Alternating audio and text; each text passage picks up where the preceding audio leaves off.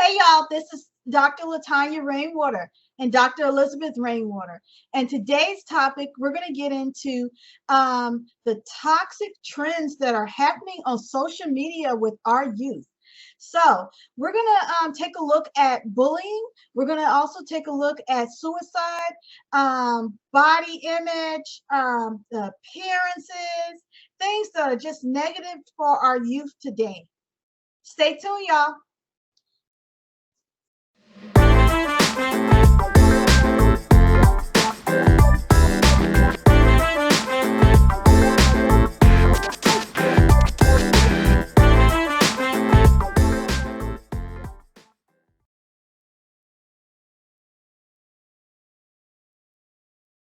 Hey y'all, we're back.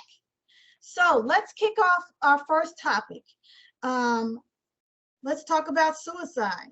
This is a serious issue in today's world.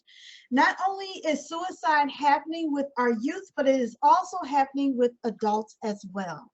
But our major problem is the youth in the school system, whether they're online or whether they're in the classroom itself, they are being bullied.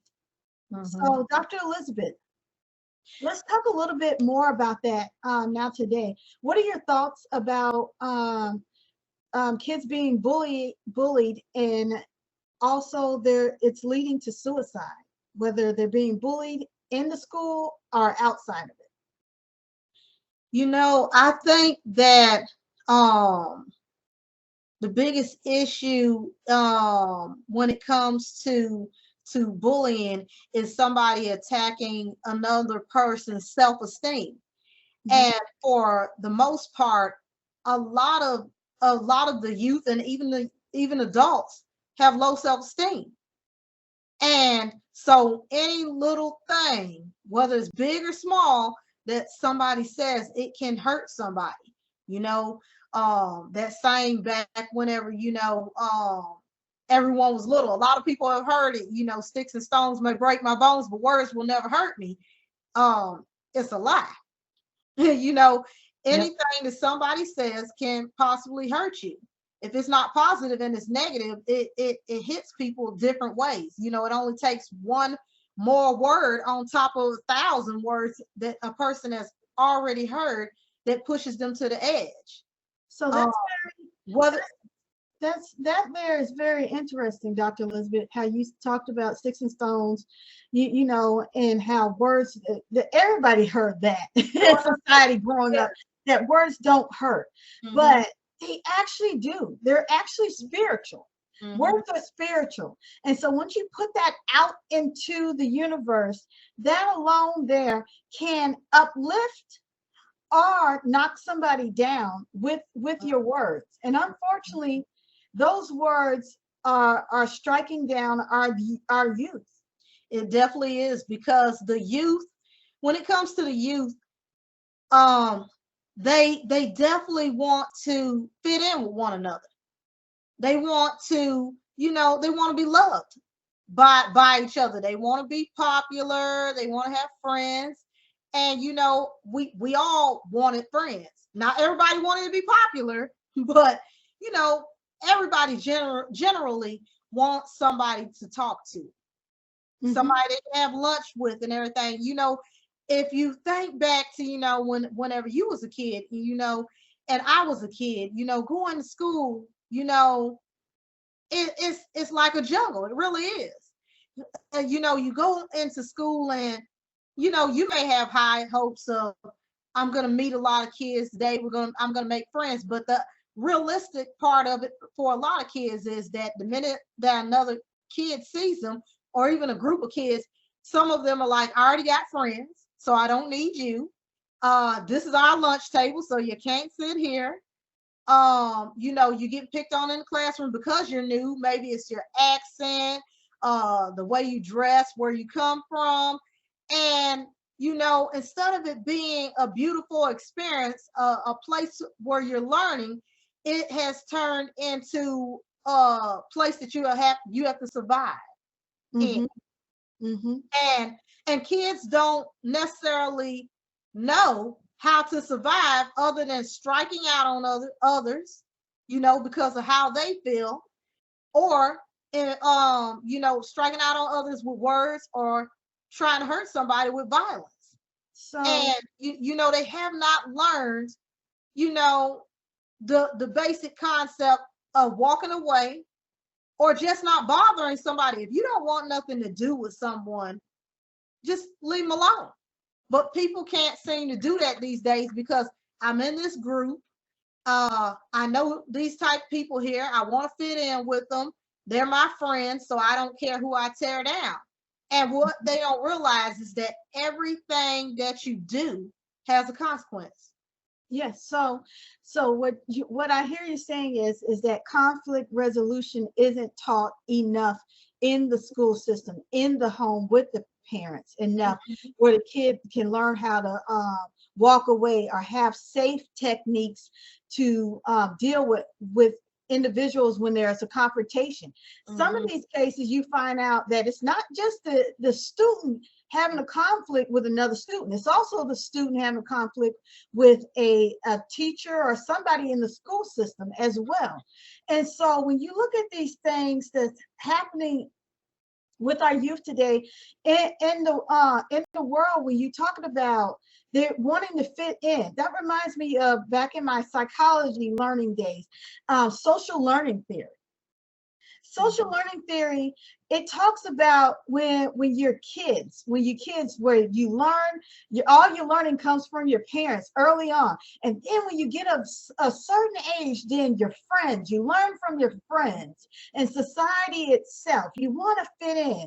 The image, all of a sudden your image matter.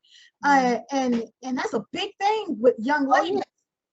Their image, how people see them and everything. Same thing with boys. Do I play enough sports or not? Am I seen as a wimp, a sissy, and everything else they can think of? They try to tear one another down. And the thing about it is that it starts home. Where are you learning all of this from? Where do you learn? Because you're learning, it's social learning. You're learning it from somebody. You saw somebody else do it, and now you're doing it to somebody else, and you thinking it's a good behavior when it's a negative one. And the sad thing about that is that in addition to them learning it at home, they're also learning it on TV. They're learning it by their peers, and they're learning it by the internet. So anything that they think, oh, that's cool, I'm gonna try this on this other person, or I'm gonna do this because this is gonna make me look good or whatever, they're all for it. They're all in. But the outcome of it is negative. Yeah, it's not something that's going to unite people, and it's not something that you're going to get to know that actual other person. And it's something that's negative and toxic, because you don't know if you ever have to work with that person. You don't know if you have to get in a group with them. You don't know if they may see something happening to you, and they may not want to come and help you because of what you did to them. Yeah, and that's the other. And there's the other end, you know, where some kids, despite what happens to them, they'll go and help you. Yeah, that is you got that flip side, and you just look at these things and you say to yourself, is that where did you learn all of these things? If you look at the average kid today, when has it become a disease or some kind of fungus to get to know other people outside of your inner circle? You know, people need people to function in this world. And you know, meeting new people are important. It's important to get to know new people. As you get older, and if you go to college, you got no choice. You're not going to technically stay with that same group. You got to expand that group some, because you're going to meet new people, because they're not always going to go to the same programs, classrooms. Maybe growing up, middle school, high school, you're going to have the same setting of classrooms and everything. But as you get older and you go in society, you're going to have to meet new people. And I think that's a problem. People don't want to meet new people. When they click with a certain group, they want to stick with that group. And not everybody in that group is always wrapped too tight. You know, you got somebody in the group that is always the leader that wants to lead something negative. And a lot of times you hear instances, especially with bullying, you hear cases where there's a lot of people standing by, but they bystanders, they're witnesses. They don't intervene. They don't go get help. They do nothing, because sometimes these people know these people that's doing those things. And sometimes those bystanders become the bullies as well. And sometimes in cases based on research, sometimes the victim becomes a bully as well, because you didn't put them down to this low that they think that they have to act the same way that they got treated. And so those things have to change. Let's talk about the social media. People are young kids are on social media right now, and their minds are so to a They're point vulnerable. that it's so vulnerable to the point that the littlest thing you can be upset about, or you take so to the point that my life is over and your life is just beginning. And so when you look at those things, it's a sad thing how somebody can target people like that, and it leads to suicide. So, And it's the thing about that, and that makes a good point, because that you brought up about how the youth take to social media. And the thing about it is that, you know, I see it all the time, is that the youth, when anything happens, they go straight to the social media. They post about what's happening. Advertise their entire life. Yep. Not understanding it's not safe to do that. They post about what happened that day. They post about who the person is, did it, what they're gonna do to them. Oh, everybody else should get involved and help me with this. Or they get up there and they show all this emotion and have an extreme breakdown publicly in front of people, because they want somebody to reach out to them or to side with them on the matter, instead of finding another positive outlet and way to address it. And the problem is that the next thing that happens with that is that the person that you're talking about that is involved in that situation, they're going to get a hold of that information. They're going to make it even bigger. And they're going to say, you're not going to be talking about me and stuff. And you should have been a bigger person and came and talked to me. And they, you know, people know that if they're intimidating, nobody's going to come up to you and have a talk with you about what you did to them in school or what you did to them in the store or wherever.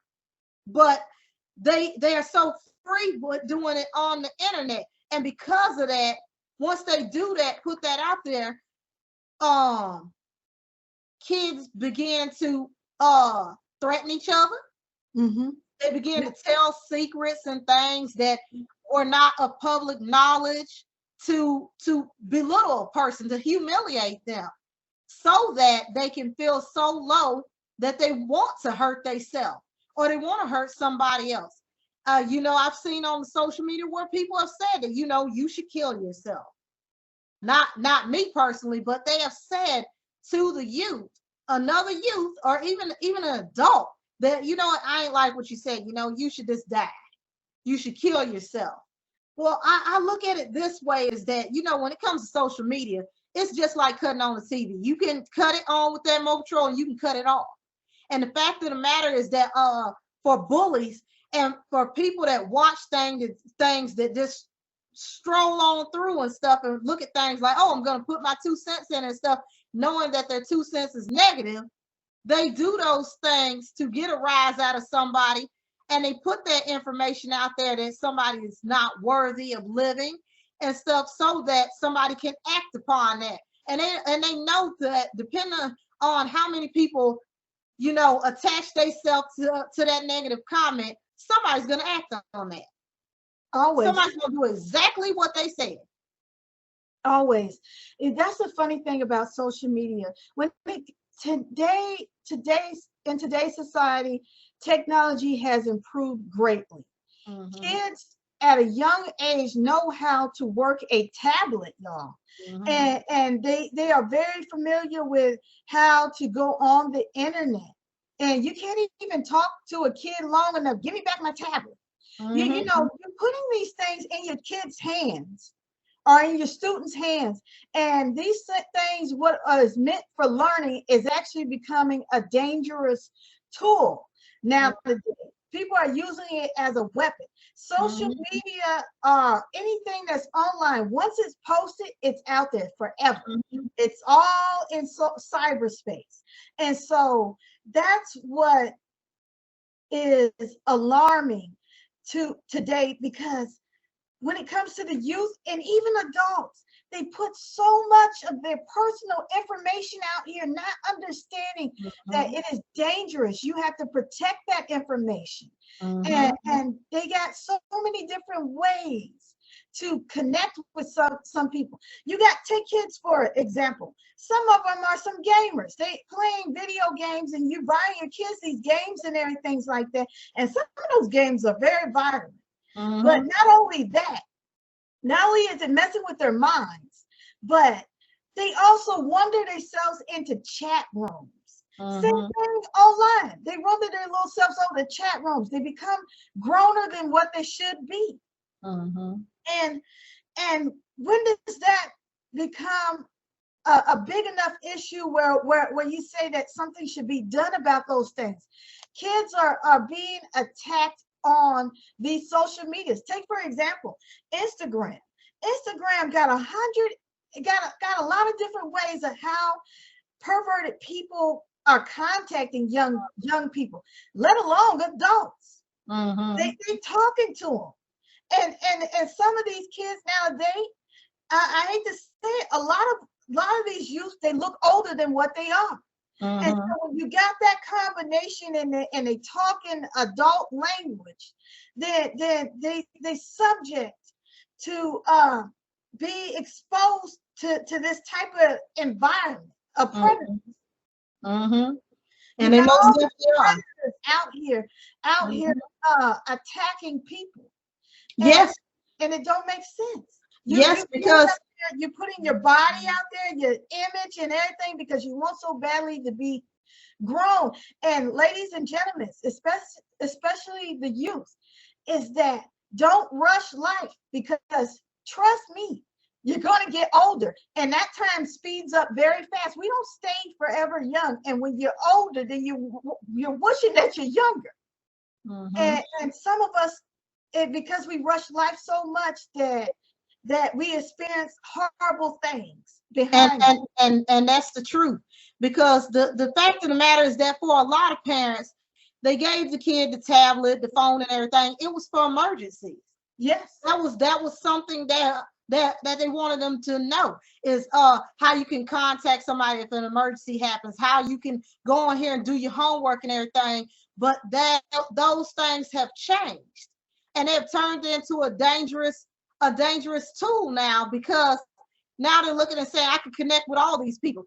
You got the youth, they're saying at, young ages from 8 to 15, I'm grown. So Yeah. I can go up here and I can do whatever I want. I can talk to whoever I want. I can, pretend to be who I want to be. I looked up on the TikTok, and I was looking, and I looked, and there's a lot of trends. There's a lot of kind of perverse dances that are out Mhm. there that everybody sees as a trend, and everybody wants to do it, especially the youth. oh, if they're doing this, then I want to do it. And I want to post it to my site because it's going to give me viewers. It's going to give me viewers. It's going to give me followers. And then on top of that, then you got a bunch of youth that think that it's cool to be on the TikTok and these other sites and stuff, bragging about going out here being promiscuous. They're saying that, oh, this is cool. You know, I can dress with my clothes not fully covering my body.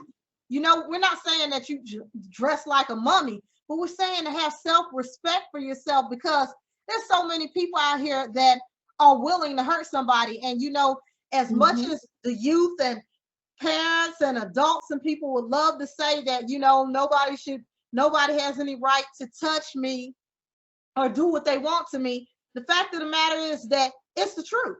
No matter if you wear your clothes on your body or not, nobody has the right to touch you or harm you. But the reality is that they will.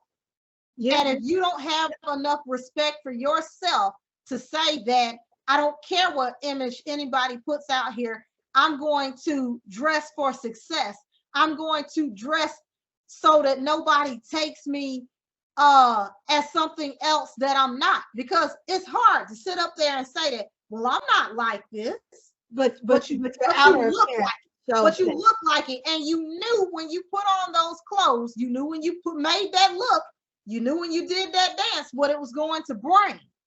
So how about we stop doing those things to lure people like that our way?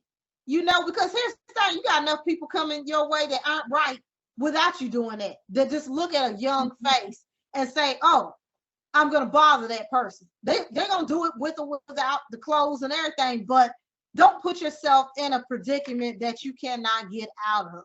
There are people that are dying. There are people that are saying and doing things.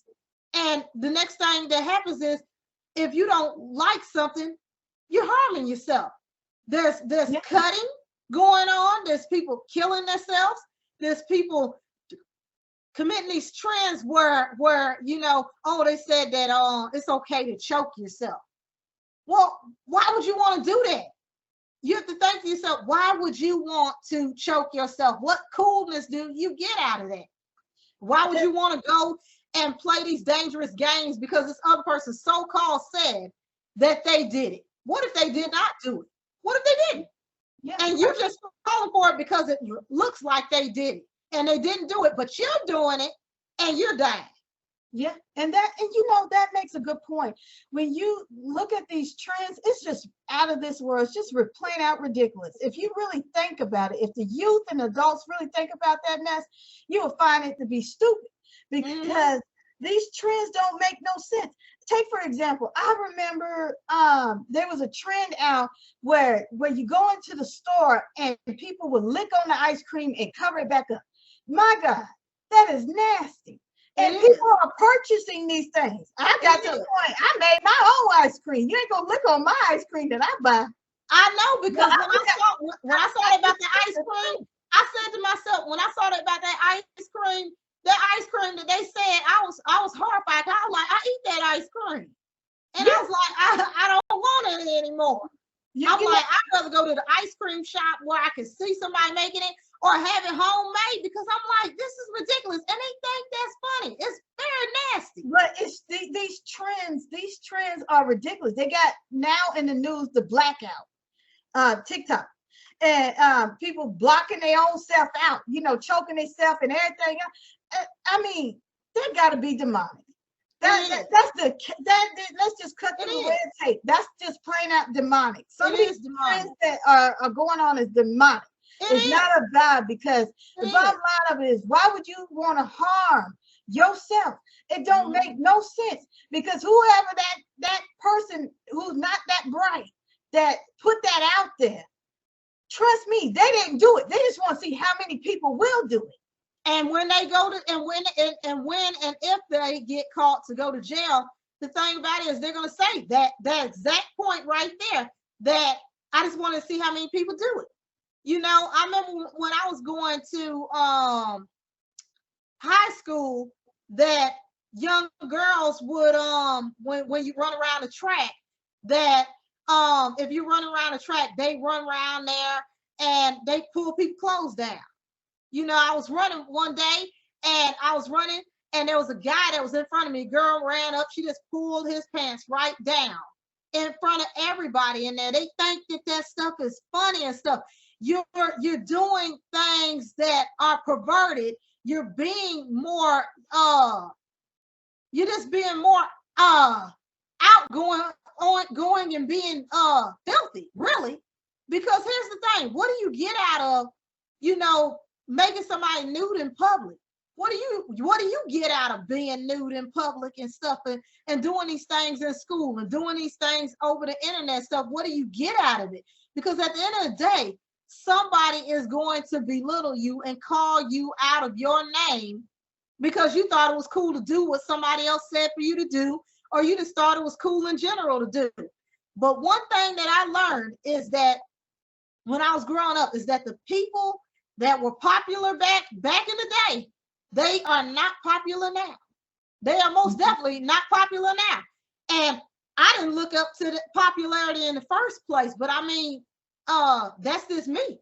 A lot of people find people to be someone that they idolize and that's popular and stuff. I saw people as people. You were either good or you were bad. You were either somebody that's all right to be around or you were not. And the thing about it is that it's just like the Bible says, you know, popularity, it fades. It goes away.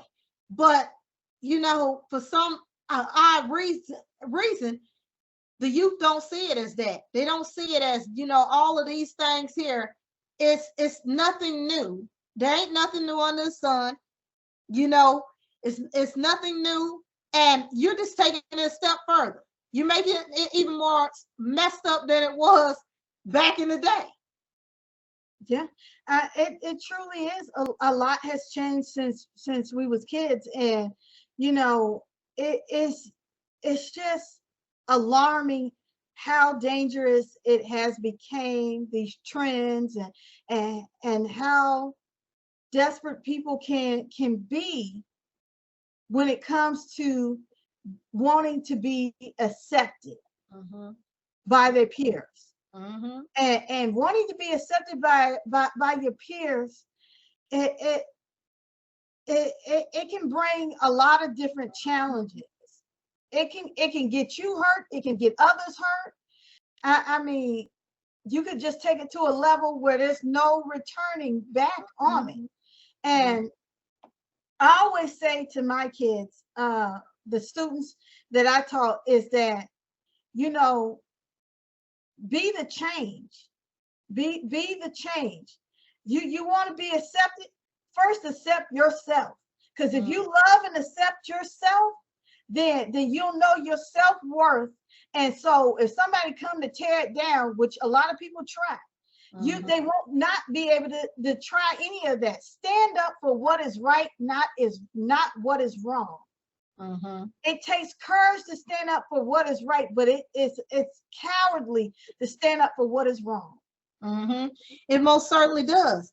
And the thing about it is that, you know, the youth and even people that are seeing these things go on, you know, even parents, you know, when you see these things in the news or you hear about these things, start sitting down with your kids and talking to them about how they can approach situations in a positive manner, what resources they have available.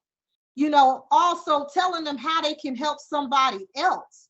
Because like I said, is that, you know, when we were growing up, you know, we never just stand by and see something happening with somebody else. You know, we tell somebody, you know, because you know why? Is because we want somebody else to help us. We don't want you just standing up there looking. And we also, you know, you look at things and you say, you know, it's like that saying that you know, if somebody tell you to jump off bridges, you're gonna jump off it, you know.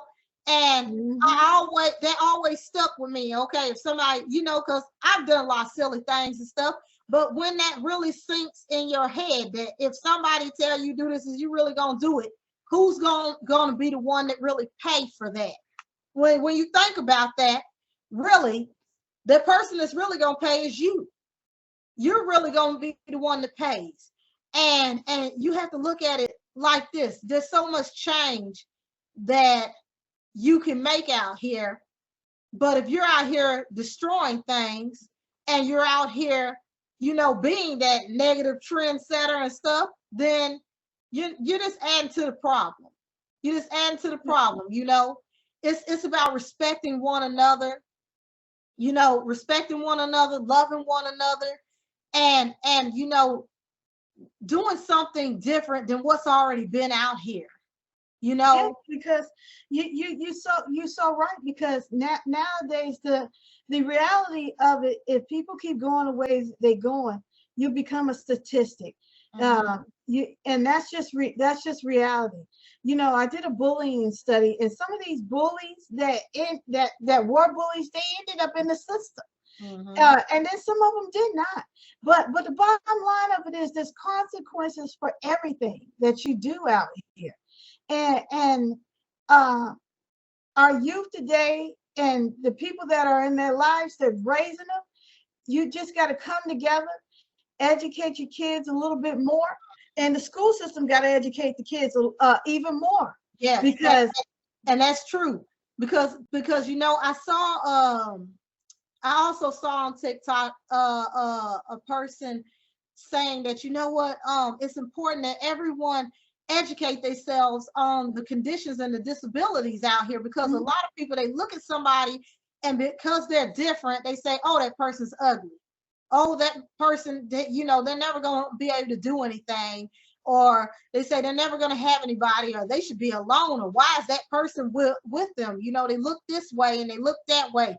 And if that person doesn't see the value in their self and they took really in what somebody else said, they wouldn't be here today. So I really value parents who are getting up here on these social media saying that, look, don't look at my child as if they're inhuman or as if they're not a person. Get to know them, get to know what they like, get to know what they're doing out here to make the world a better place and stuff. Don't judge them, you know, help them. Because here's the thing is that the things that you think somebody else can't do, they really can. And people are looking at people and they're saying, well, they don't look like me, and all these things, and it's hurting people. It's hurting the community. It's hurting people all over the world, because they're looking and they're saying that, you know, well, I can't show myself because I'm not skinny enough. I don't have the six pack. I don't have the beach body. And, you know, I'm starting to see a lot of people that, you know, are overweight. They're starting to gain confidence and saying that, you know, yeah, I know I'm overweight, but you know what? You're not going to upset me. And that positive vibe right there, that's something that the youth need. They need to know that, you know, yes, I may be overweight, but I'm not going to let anybody call me these negative, no good names and stuff. Yes, I can get in shape, but I don't have to be a toothpick, you know? And, you know, a lot of people that do have the body image problems, stuff like that, some of them, they're either anorexic, they either over exercise, they have good metabolism for right now, or on diet pills and different shakes and everything. Because when I was growing up, that was the main thing. Body self-image was big. You know, you had to look a certain way, you know, but your body changes as young ladies, and even as boys. Our bodies change as we get older. So you might not look the way you did when you was in high school, now that you're 20 years, 21 years old. And you have to be okay with those things. You don't have to be unhealthy to look a certain way. And so that's another thing people need to keep in mind, is that your body image, people make themselves unhealthy to look a certain way, and you don't have to do that. Being healthy is important. When it comes to your body self-image, a lot of times you find out with these young ladies, They're down to a certain size because somebody then said something to them.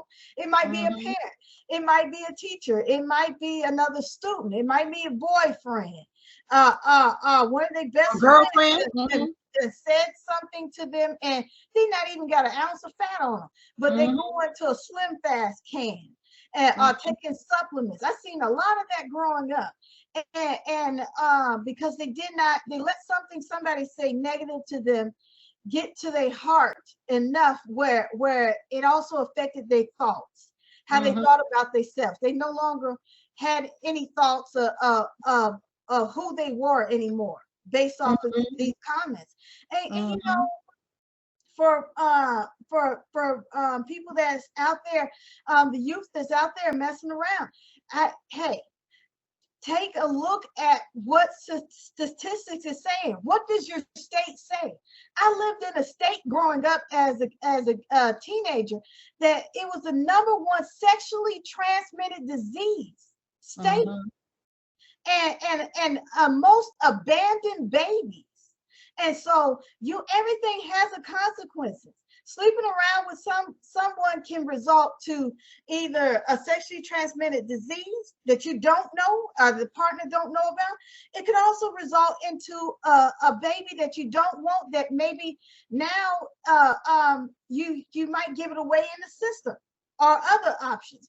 But the bottom line of it is learn about what's going on in this world today, because it's sad. It is sad. Plain out sad. Babies having babies, and if it's not that, you got drugs, alcohol, everything, all of these things just to fit in. Can't say no. I think today people live in the now moment and they don't know how to say no because they're afraid if they say no, then I won't be popular, I won't be liked. But you have to learn to say no. God made everybody to be special. He made us all special and unique, and we're not to be taken advantage of or allow take advantage of our own selves. And that is true, and that is very true. And the fact of the matter is that I think that for a lot of the youth is that they just want to grow up so fast. They want to grow up so fast. And the thing about it is, you know, for my own personal experience, I know that when I was a kid that I didn't rush one day. You know, I liked it being a kid. I liked it being able to go and play on the monkey bars, go to the library and things, because I knew I had the mentality that one of these days I will be grown and I won't be able to enjoy some of these little things that are for kids that I may not ever be able to do again. And I realized that. So whenever I was seeing my peers growing up and they was in the corner kissing and hugged up with a boy, and you know, they're not even 13 years old, and I just look and I just say, what are they doing? Because the fact of the matter is that you don't realize that you're going to be grown at some point, and you know, you can do everything the right way. You can date, court, get to know that person, and get married. But you do not have to rush anything and be out here and have kids or diseases and stuff. You know, there's a lot of people that have made mistakes, and the minute that a mistake is made, they won't figure out how to fix that mistake. And sadly, there's not always a resource to fix that mistake. And you have to live with it. And you look at it like, well, it's just gonna harm me. But your mistake hurts somebody else. You know, like with suicide, a lot of kids are cutting themselves. A lot of kids are cutting themselves. A lot of them are hanging themselves, taking pills and all kind of things, trying to, you know, drown pain. And the fact of the matter is that you're not drowning the pain. You're not going to never drown the pain. You know, the fact of the matter is that you're either going to hurt yourself where somebody else has to take care of you for the rest of your life. You're either going to be locked up somewhere because people are going to say that you're crazy, or you're going to die. And the fact of the matter is that there's nothing worth going out here and taking your life. There's a lot of things that happen out here, you know, from rape to incest to everything. But what I tell people is that you got to find your voice, because you got to find your voice. You got to learn to help other people with what is happening to you. You got to first get your help, get your healing, and then help somebody else. Because the fact of the matter is, you leaving this earth, you may be in that one resource that could help somebody, and you're gone. You know, I heard a story about somebody that just felt trapped. And they just felt trapped, and they just felt like they couldn't talk to nobody. It just took one more little thing, and then they tried to harm themselves. And they ended up hearing God's voice. You know, they did not want to tell anybody that they did anything to themselves, or they took any pills or did anything to harm themselves, but they heard God's voice. And they heard God's voice say that, you know, I want you to get some help. I want you to tell your parents what you did. Now, that person said to me that, you know what, I didn't want to tell anybody that I had done this, but I heard God's voice so loudly say, I want you to do this. You don't know what you just did. You know, you had no right to do this, because you're here for a purpose. And when that person heard that, they said that, you know what, I need to get the help. And so they told they signaled that, you know, something, that I did something wrong, but they didn't fully tell what they did.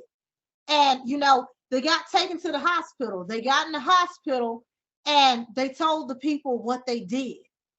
And when they got in the hospital, they realized that whereas they thought that, you know, these people here are going to care about what I did.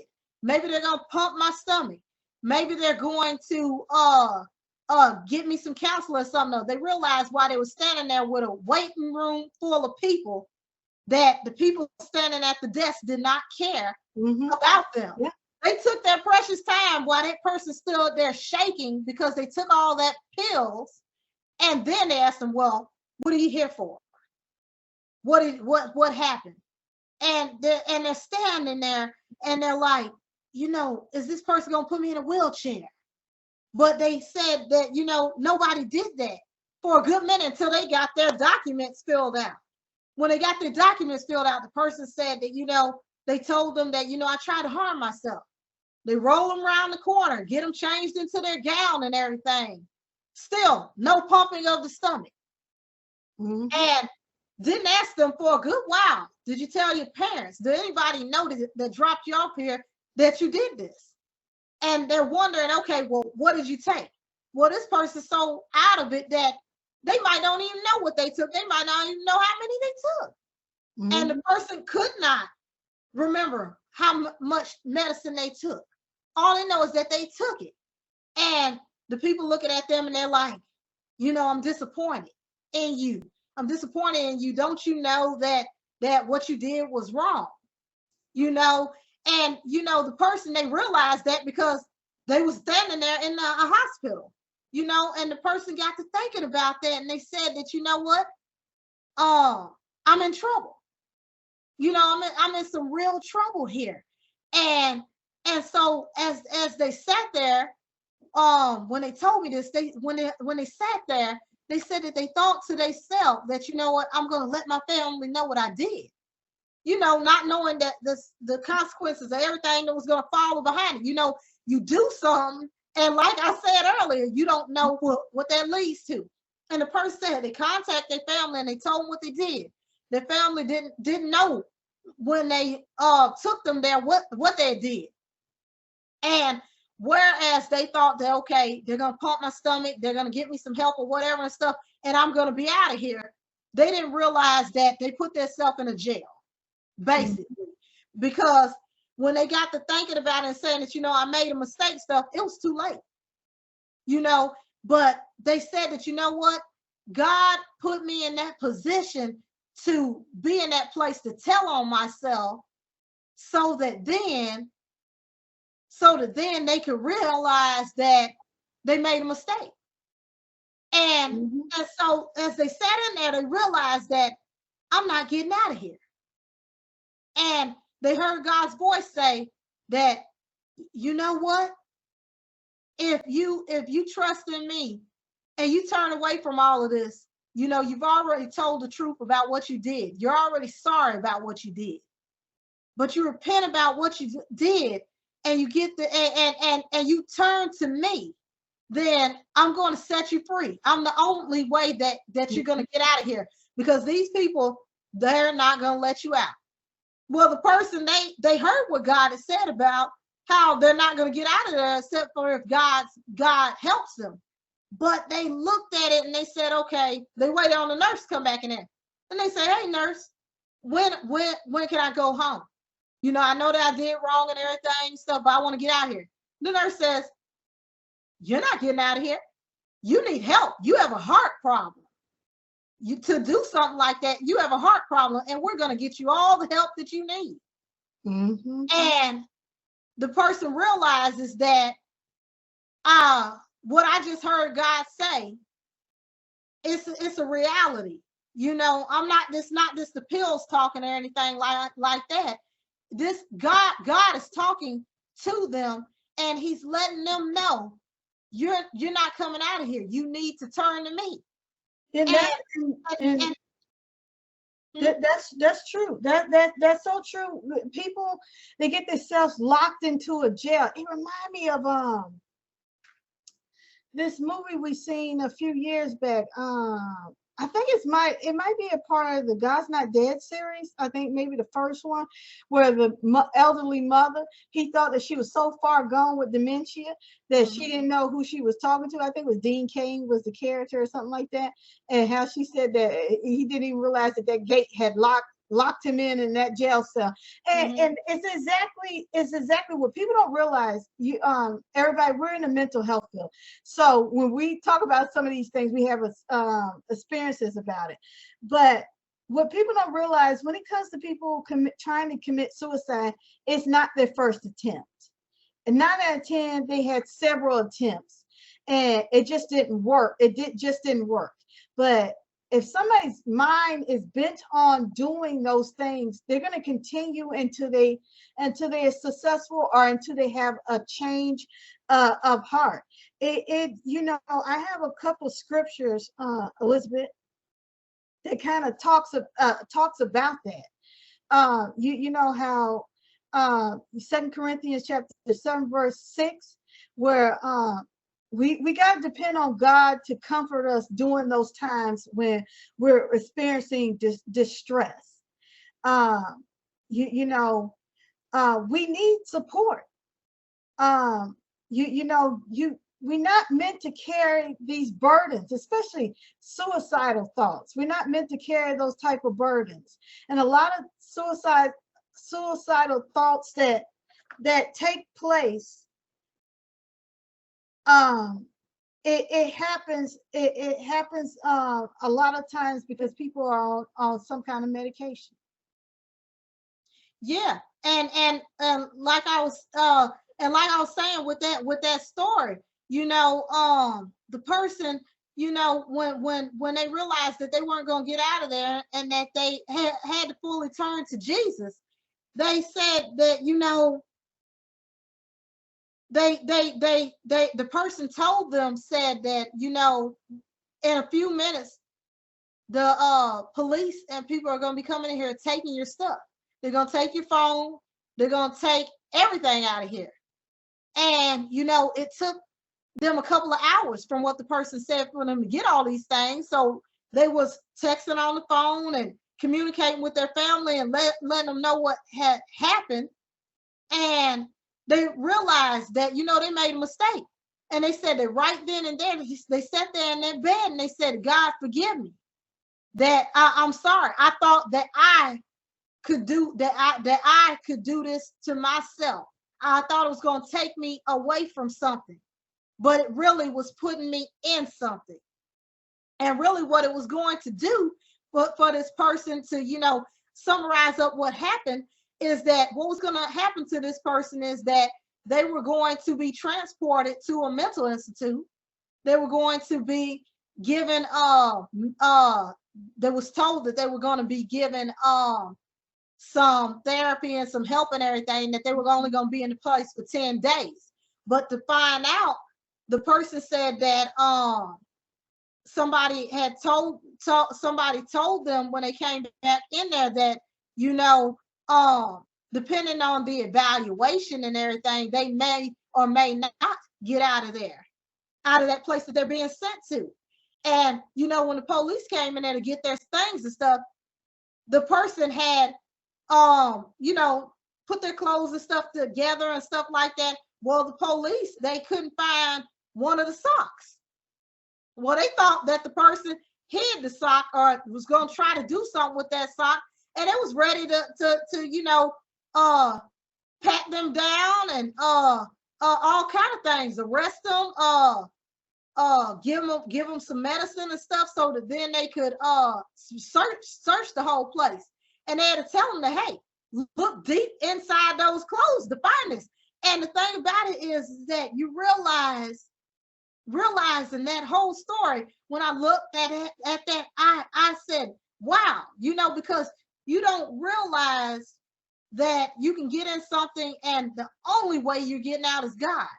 And they said that God told them that, you know, just let it go. Just trust me and turn from this, and I'll help you. You'll get out of here, and everything is going to turn around for you. And that person, they said, God, I'm sorry, because God told them that you had no right. I have plans for you, and you had no right to take that from me. You belong to me. I love you. But they didn't see that because they were looking at the circumstance of what happened and how they felt and what was all built up in them, that they just didn't care. And so whenever they did come to care and found that, you know, Jesus loves me and that I don't want to be locked away. I want to go out here and fulfill my purpose that God has for me and to do great things. They let it all go right then and there. They started praying to God. They started repenting. Now, mind you, and they were let go out of that hospital. And the person that was the therapist and that told that person that, you know what? Nobody ever gets out of here. Nobody's ever really released out of here. They're usually sent off to the mental institute or to jail. This had to only be God. And you know that when I heard this that happened to that person, it has touched my heart because I said to myself, how many people out here look and say to themselves, I'm a Christian, it can never be me. I can never have suicidal thoughts. I can never be upset. I have such a strong relationship with Jesus that nothing will ever break me. And a lot of people, they put this in people that you never struggle, you never have a problem or anything. If you never struggle and you never have a problem, then why is there the altar calls? Why is there the altar calls? Why is there the prayer lines? If people who are of God don't need prayer, don't need help, why is there Christian counseling? Because you cannot fully do things on your own. It doesn't matter if you're a happy person or a sad person. Even if you serve Jesus, you still need that foundation. You still need that covering and that help. And a lot of people believe that nobody would do these things if they had such a strong relationship with Jesus, but it's not true.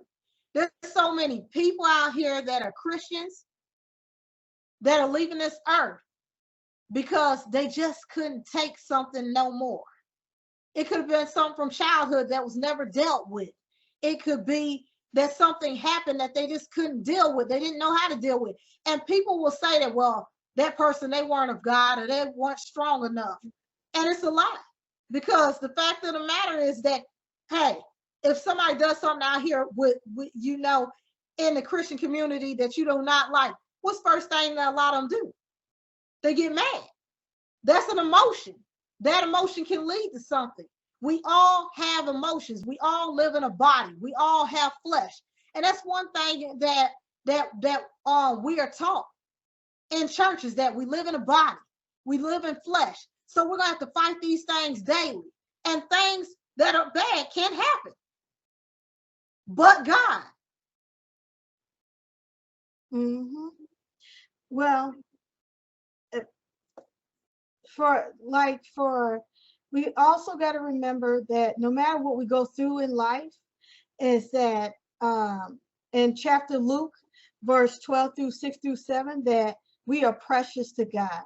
Mm-hmm. We truly are, and that he sees everything that we go through. Even when we feel alone at times, we really got to talk to God and cast our cares and burdens on him. Because if, like you said, if there was no need for us to feel anything or not experience anything, then God wouldn't say, there wouldn't be no need for him to say, cast your burdens and cares on him. Mm-mm. He don't want us to carry that burden. We can't carry it. Mm-mm. And because it ends in those results where people commit suicide or harm others. And you know, God first and foremost wants his people to live. Psalms chapter 51 verse 17. 1 Peter chapter 5 verse 7. Cast your cares to God. Openly talk to him. Honestly, be honest. Mm-hmm. Share what you are feeling and experiencing to God, because I promise you, by talking to God, it'll give you peace. And that's so true. Because I remember whenever I was going to church when I was a teenager, that I remember God saying that, you know, just be truthful. Just be truthful. Mm-hmm. Just be honest. And I would encourage anyone who is listening and watching that you would just be honest and truthful with God. If you're struggling with anything, if you're hurt or anything, just be honest with God. You may not physically see the change or physically see things changing and differences happening and stuff, but I'm telling you that it's going to start with you. It's going to start with you, and then it's going to spread to things around you. And there will be a change because you're being honest that I need you, Jesus, and I need help. Mm-hmm. And he's there to give it to you. God is definitely our anchor. He's our anchor. And everybody needs to remember that no matter what you go through in life, God is our anchor. He will anchor those emotions that you're experiencing. And you know, you're going to have your ups and downs. But God will be able to calm that storm. Mm-hmm. And you got to keep in mind, there's a scripture, James chapter 4, verse 14. You don't know what tomorrow will hold. Mm-hmm. Like for these kids and these trends and your body image and suicidal thoughts and trying to fit in and everything else that's going on in this world, that you're trying to get somebody's attention. Mm-hmm. Seek God. Seek God for because you don't need nobody else's attention but Jesus. Because you're going to do anything to get that person's attention. But the point of it is that you don't know what tomorrow holds. Just like you said a few minutes ago, you don't know what tomorrow holds. And most importantly, what may look bad today may not look bad tomorrow. And there's always room for change. And also, everyone needs to remember that there's nothing wrong with getting prayer. Mm-hmm. Yep. You know, get prayer from somebody who has a true relationship with Jesus as well. There's nothing wrong with having prayer partners. There's nothing wrong with surrounding yourself with other Christian friends, people that will pray for you. There's nothing wrong with going to the altar. I don't care who looks at you. Yeah. If you're having a problem, get up and go to the altar. I don't care if you've been down there at the altar and pray on your own. Put it out there to God so that he can help you. And you know, sometimes you need another person to agree with you that's serving God as well.